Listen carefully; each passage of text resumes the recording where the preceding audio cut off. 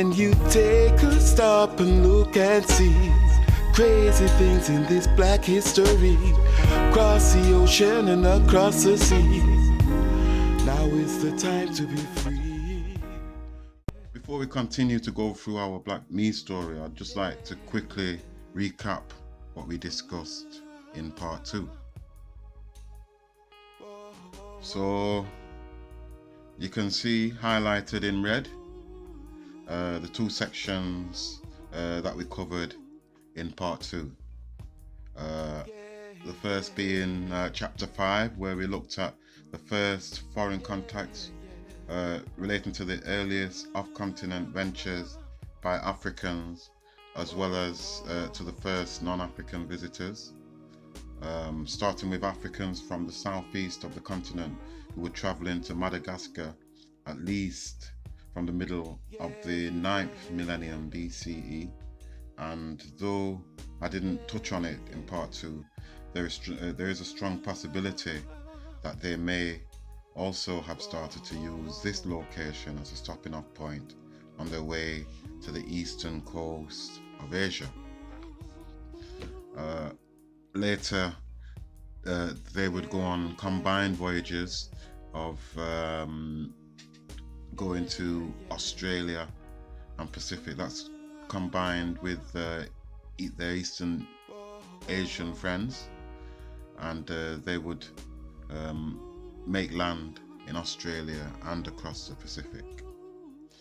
Okay, so further north, Africans from Punt, the third major East African empire, had begun building big ships and sailing across the Red Sea into Arabia and the Near East from the 3rd millennium BCE. Their smooth trading relationships with the Canaanites will have been influential in their migration into the northeast Egypt region during the 2nd millennium BCE, after famine set in their homeland, making them the first non-African settlement on African territory. On the west coast of the continent, we talked about how Africans sailed across the Ethiopian Ocean to make it all the way to Mexico, building the Mayan Olmec head statues in the mid-2nd millennium BCE. We also touched on various aspects of contact made on the North African coast, which we went further in depth on in the 6th chapter, which was the North Africa 1st millennium BCE. We talked about how the whole of the North African coast fell gradually into the hands of foreigners, starting with the Phoenicians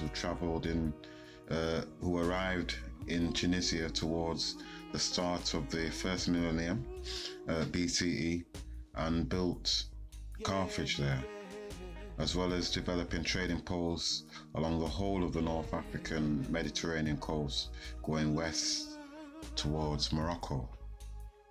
The Kush Empire would establish a trade route through the Sahara, which would become well used in the centuries to come, enabling their ability to trade with the Carthaginians at their base in Morocco, avoiding interference from the Egyptians. Over the following centuries, various other invaders and colonizers would arrive in the North Africa region, including the Greek, Assyrians, Persians, and finally the Romans, who by the end of the 1st millennium BCE had taken control over the whole of the North African coast. Before we get into our next chapter on independent Africa up to the 1st millennium of the Common Era, I would just like to expand a little bit on what we were talking about towards the end of part 2. This is in relation to the celestial sphere, which according to the Phoenician and Greek philosophers of those early times was invented by an old king in the Atlas Mountains region of northwest Africa.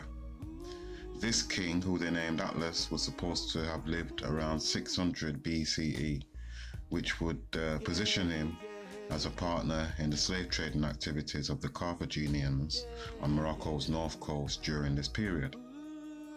Africans' studying of the stars started a lot earlier, which is evident when you take into consideration the way that the Africans had started to emerge from out of their nomadic lifestyle practices, where they had relied on the migratory instincts of the wild cattle in their locations for a sense of security away from the dangerous predators that may come sniffing during the lean season before the spring equinox. They had started adopting more settled practices within fortified surroundings, strongly influenced by their studies of the heavenly bodies. They came to the realization that the cattle and other such animals began their migrations in one direction or the other at an appointed time according to the shifting positions of the 13 prominent constellations in the sky. So as you can see on this illustration, we have 13, you'll recognize what I've called here the star fields as star signs, of which, if you're into astrology, there are 12. Here we have 13. There are actually 13 constellations that can be seen from the locations close to the equator. So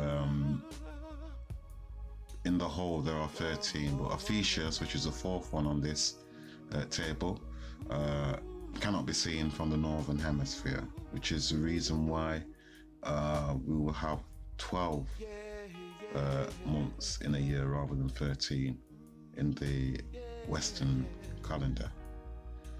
The ancient Africans learnt that the sun would shine from the southerly position in the sky between, if you look on here, Libra and Aquarius, and from a more northerly position between Aries and Leo. The bits that are marked in red, the columns that are marked in red, Virgo and Pisces, these are the times of the equinox. So at number 1, you would have the autumn equinox, where the sun is more or less, the shadow cast at this time is more or less straight, whereas during the seasons, the winter season or the southerly and the northerly seasons, the shadow casts to one side or the other. So during the equinox, the autumn equinox at number 1 and the spring equinox at number 8, the shadow cast will be more or less straight down to the ground. Okay. In gaining this knowledge, they had truly risen, as it would be later written in the Bible, up from the ways of the prey to crouch down like a humble lion, gaining a knowledge that had previously been reserved for the gods alone, and in doing so, conquering nature to become lion tamers.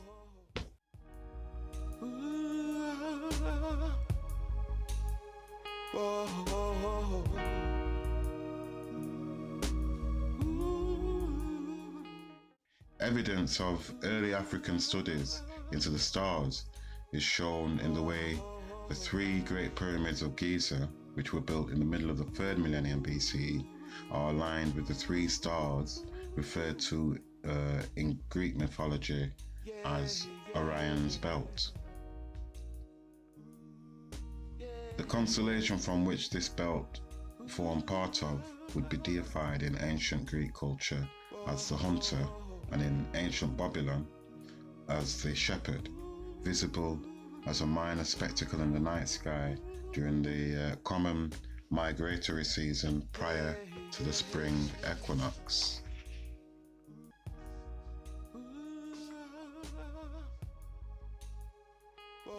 In the ancient Egyptian culture, the god figure represented in the Orion constellation was Osor, the god of all the dead ancestors in heaven, who I would prefer to call the lion tamer. Further studying of the various heavenly bodies would allow them to break down the reliable and regular sequence of the stars into 365 recordable daily chunks. The first step in being able to break the year down into minute recordable chunks came through their observation of the moon, which has 4 phases that could be accurately broken down into groups of 7. If we look at this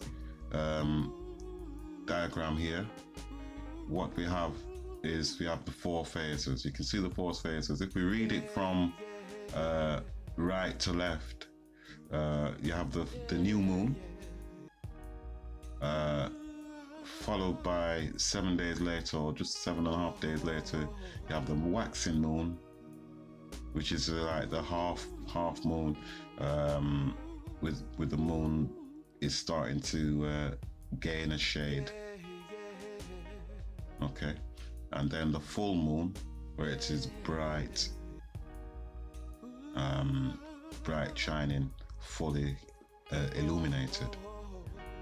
And then the waning moon for the 4th week of the month, which is where you start to see the shine, as you would say, waning, going away, until we get the next new moon.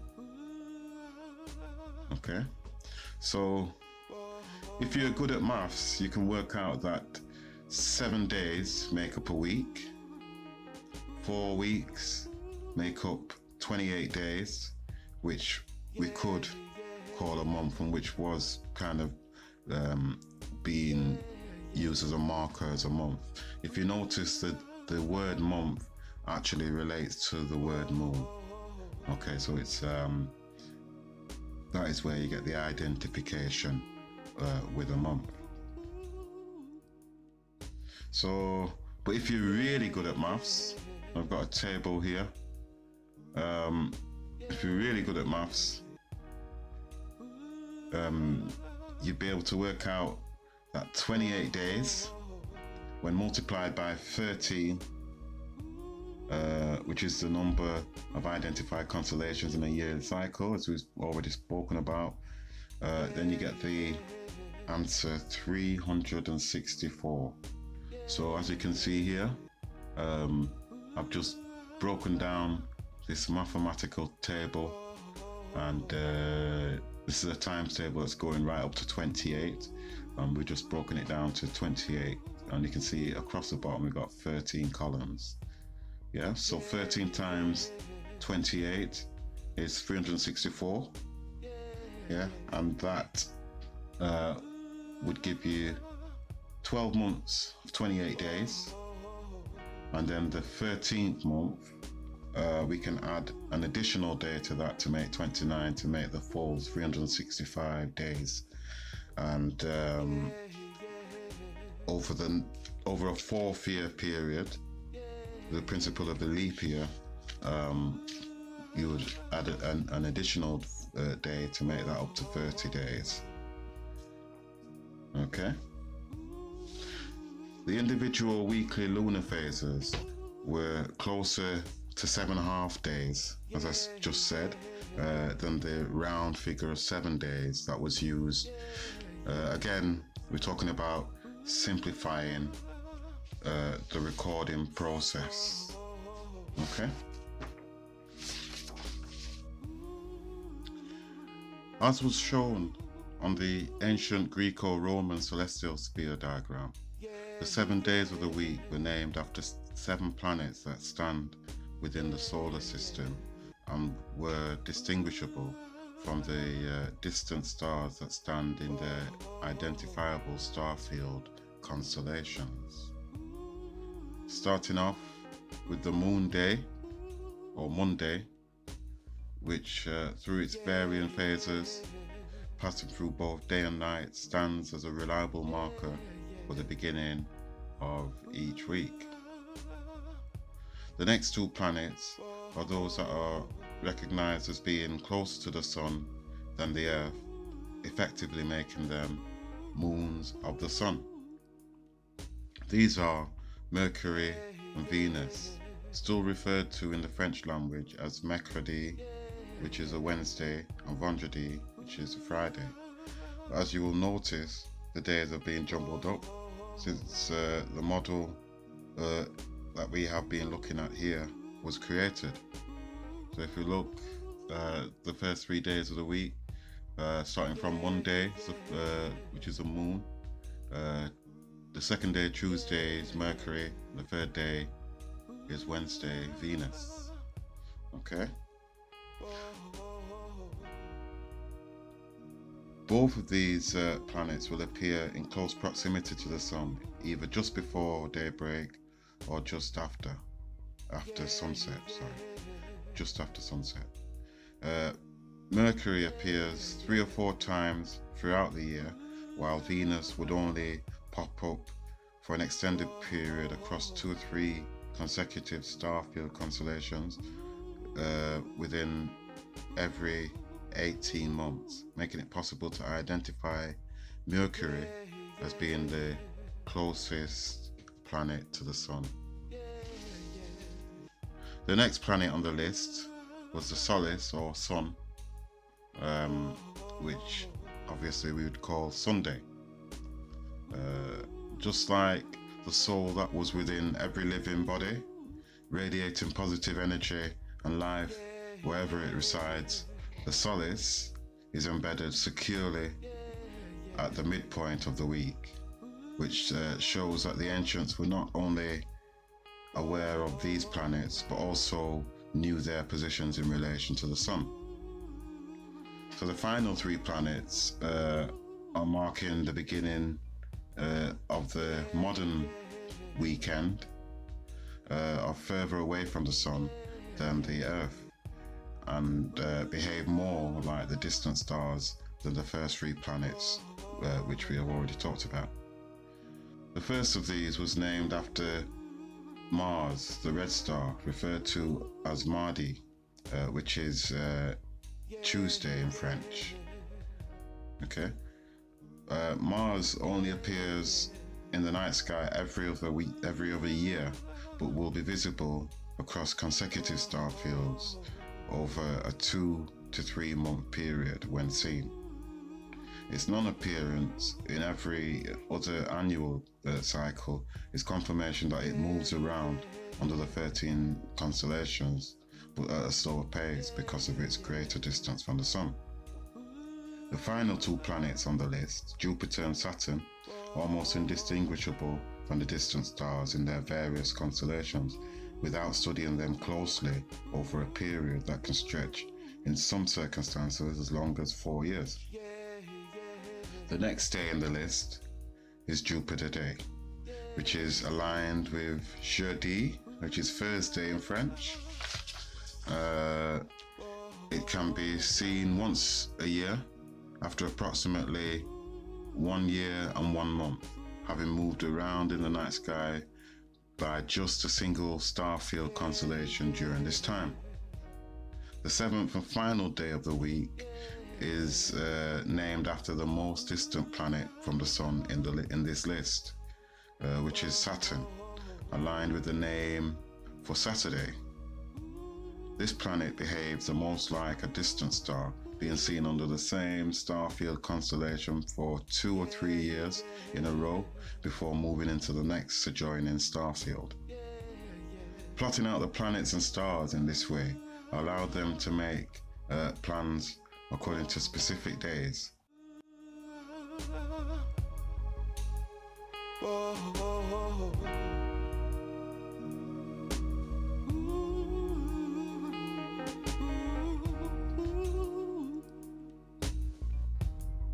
Yeah, yeah,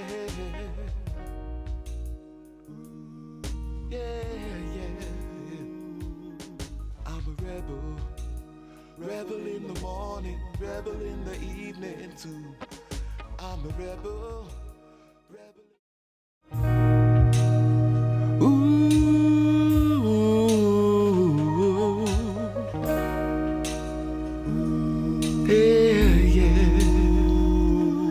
When you take a stop and look and see crazy things in this black history, across the ocean and across the seas, now is the time to be free.